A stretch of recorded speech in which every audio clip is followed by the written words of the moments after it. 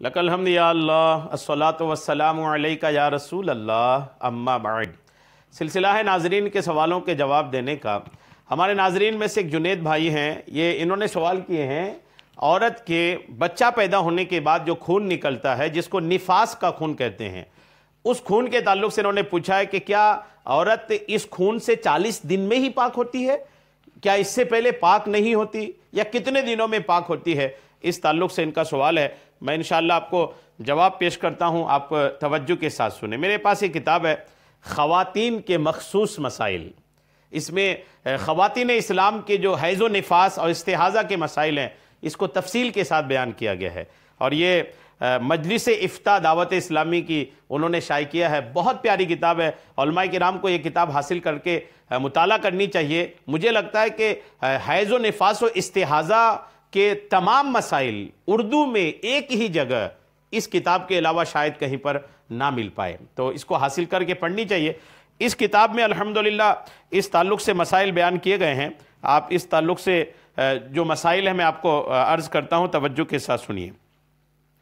निफास में निफास की जो मुद्दत है, जिस तरह हैज़ की मुद्दत कम से कम 3 ज़्यादा से ज़्यादा 40 दिन की मुद्दत है, निफास में क्या मुद्दत है सुनिए। निफास में कमी की जानिब कोई मुद्दत मुकर्रर नहीं है। निफास की कमी की मुद्दत कुछ भी नहीं है, बल्कि निस्फ से ज़्यादा बच्चा निकलने के बाद, यानी बच्चा आधा से ज़्यादा निकलने के बाद एक आन के लिए भी थोड़ी देर के लिए भी जो खून आया तो वो भी निफास ही कहलाएगा। और ज़्यादा से ज़्यादा जो है उसका ज़माना वो 40 दिन है। ज़्यादा से ज़्यादा 40 दिन है, कमी की कोई मुद्दत नहीं है। बच्चा आधा निकलने के बाद एक कतरा भी खून आए ना तो वो निफास का खून है, उसके बाद भले बंद हो जाए। तो कम की तो कोई मुद्दत नहीं, ज़्यादा से ज़्यादा मुद्दत की 40 दिन है। ये बाहर शरीयत के जिल्द 1 के सफ़ा 377 में लिखी है। अच्छा, निफास की ज़्यादा से ज़्यादा हद 40 दिन मुकर्रर की गई है।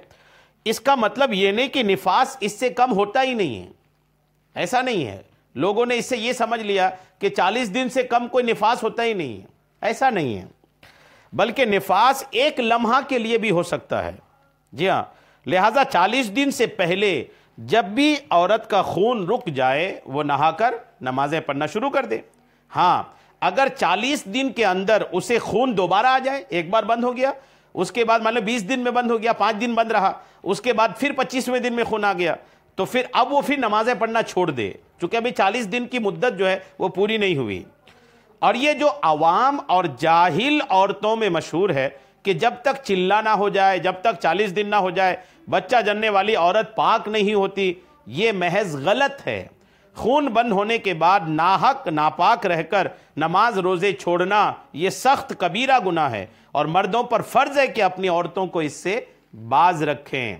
फतवा रिज़विया जिल्द 4 सफ़ा 356 में ये बातें लिखी हैं।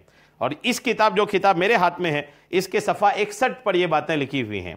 तो ये बात क्लियर हो गई, वाज़े हो गई कि 40 दिन इसकी आखिरी मुद्दत है।